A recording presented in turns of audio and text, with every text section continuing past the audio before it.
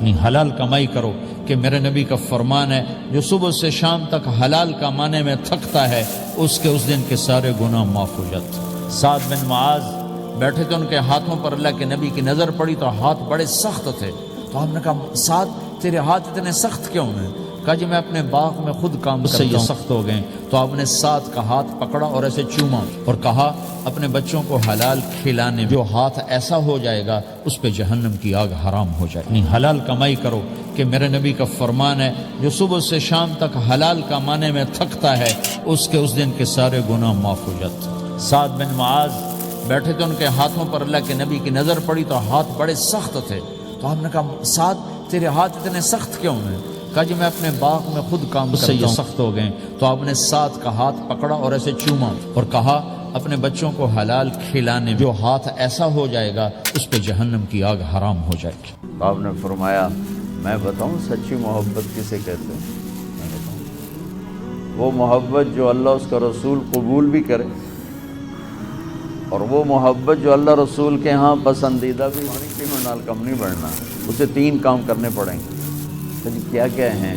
کہ فَلْيَصْدِقِ الْحَدِيثَ إِذَا حَدَّثَ، اسے زندگی بھر سچ بولنا ہوگا، جھوٹ نہیں بولے گا۔ اللہ اس کے رسول کی بارگاہ میں محبت کو حاصل کرنے کی پہلی نشانی کیا ہے؟ کہ وہ سچ بولے گا، جھوٹ نہیں بولے گا۔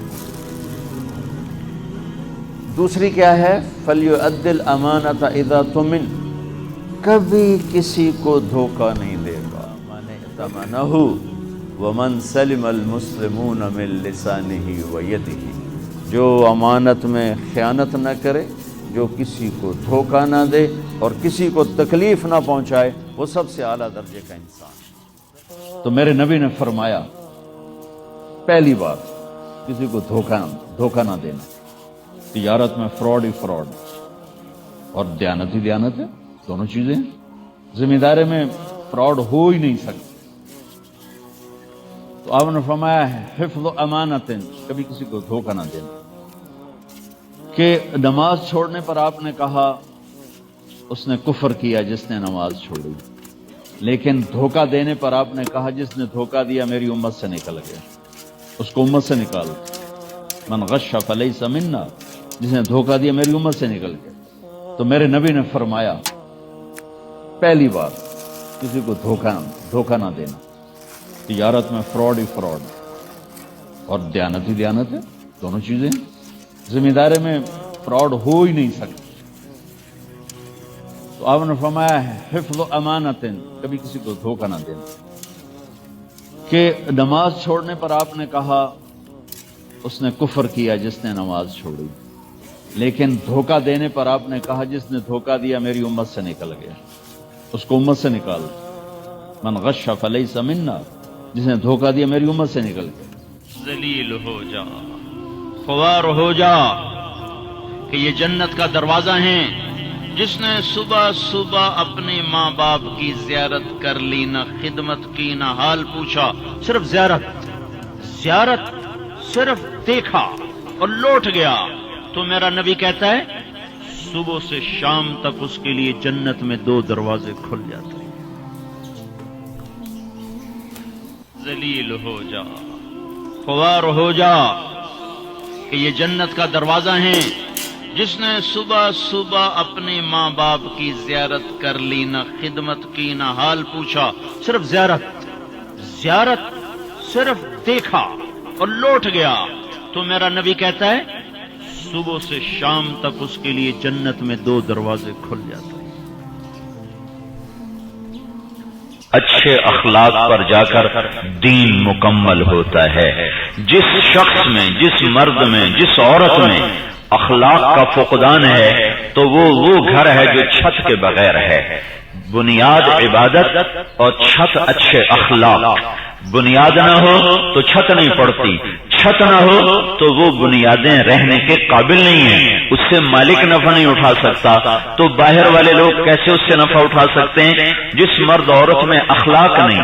میرا اللہ بولا ہے حی علی الصلاۃ اور میں نہ جاؤں، میرا اللہ کہے نماز پڑھ، میں کہوں پڑھی نہیں جاتی، میرا اللہ کہے شراب نہ پی، میں کہوں جی چاہتا ہے۔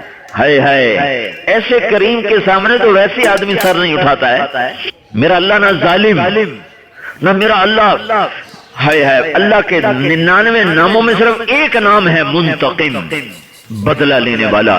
98 نام رحمت رحمت رحمت رحمت، ہیبت بتانے والے، صرف ایک نام ہے غصے کا اظہار کرنے والا منتقم۔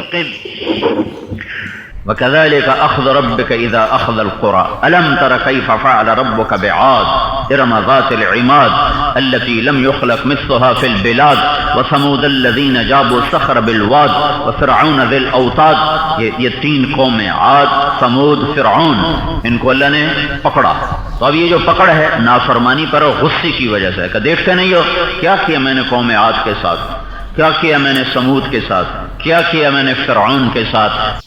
اصل تو حق بیٹی کو حاصل ہے۔ ہمارے بر صغیر میں تو بچیوں سے پوچھے، تھوڑا ہی تھوڑا پتا کوئی نہیں، میں اپنے کہہ رہا ہوں کہ ہمیں تو بچوں سے پوچھتا ہی کوئی نہیں۔ ایک خاتون مجھ سے کہنے لگی کہ میرا رشتہ آیا ہوا ہے اور میرے باپ الگ کمرے میں بیٹھ کے مشورے کر رہے ہیں کہ کرنا ہے کہ نہیں کرنا، اور جس کا کرنا اس کو پوچھ ہی نہیں رہے۔ نہ بچوں سے پوچھتے ہیں نہ بیٹیوں سے پوچھتے ہیں، اور ان کو باندھ دیتے ہیں، پھر ان کے مزاج ملتے نہیں ہیں، پھر طلاقیں ہونا شروع ہو جاتی۔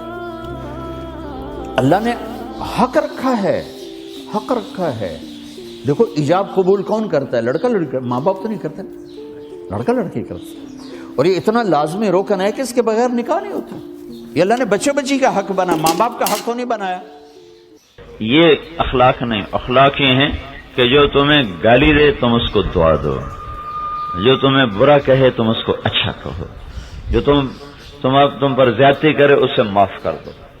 اس کے بدلے میں اللہ کے نبی کا فرمان ہے، میں تمہیں ضمانت دیتا ہوں کہ میں تمہیں جنت الفردوس میں گھر لے کر دوں گا اللہ تعالیٰ سے۔ میرا اللہ کیا کہتا ہے؟ من تقرب الی تلقیتہ من بعید، تو سارے گناہ کر کے آ پر میرے پاس آ، توبہ کرنے کے لیے آ، تو میں کیا کروں گا؟ میں تیرا استقبال کروں گا۔ ومن اعرض عنی نادیتہ عن قریب، اور جو میرے پاس نہیں آتا نا تو اللہ کہتا میں خود اس کے پاس چلا جاتا ہوں۔ میں کہتا ہوں اولک رب غیری، میرے علاوہ کوئی اور خدا ہے؟ میرے علاوہ کوئی اور رب ہے؟ میرے علاوہ کوئی اور مالک ہے؟ میرے علاوہ کوئی اور معبود ہے؟ میرے علاوہ کوئی اور ہے جس کی طرف جا رہا ہے؟ پہلے کوئی میرے جیسا دیکھ پھر مجھے چھوڑ۔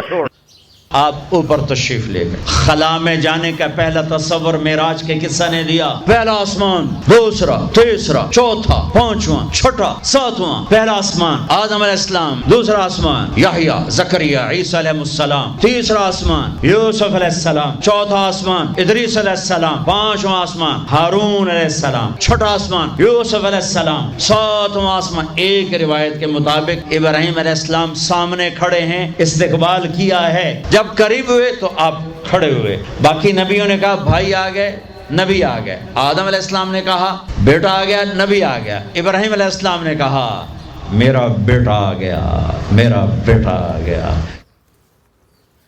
ایک سواری ہے جس کا نام ہے براق۔ براق کہتے ہیں تیز رفتار۔ وہ خچر سے چھوٹا قد، گدھے سے بڑا قد، آپ اس پہ سوار ہوئے، وہ کودنے لگا تو جبریل بولے کہ آج تک ان سے عظیم سوار تیرے اوپر نہیں بیٹھا، یہ آخری رسول ہیں۔ وہ پسینے پسینے ہو گیا۔ تیز رفتار سواری کا تصور میرے نبی نے پیش کیا۔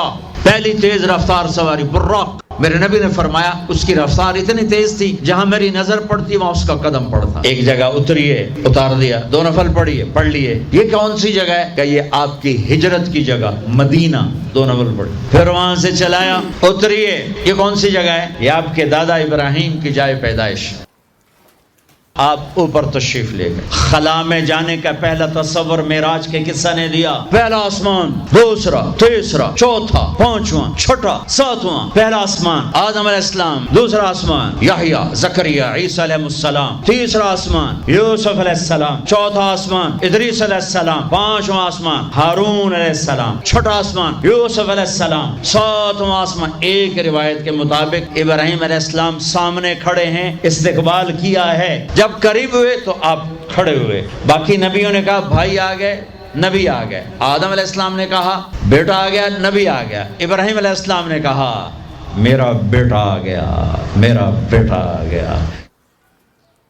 بیت المقدس کے قریب پہنچے، آپ نے کہا یہ خوشبو کیا ہے؟ کہ یا رسول اللہ فرعون کی باندی اپنی بچیوں سمیت فرعون نے اسے جلا دیا تھا، جہاں اس کی ہڈیاں دفن ہیں یہ خوشبو وہاں سے آ رہی۔ براق کو باندھا، اندر تشریف لے گئے، سارے انبیاء انتظار میں ہیں اور 2 نفل پڑھ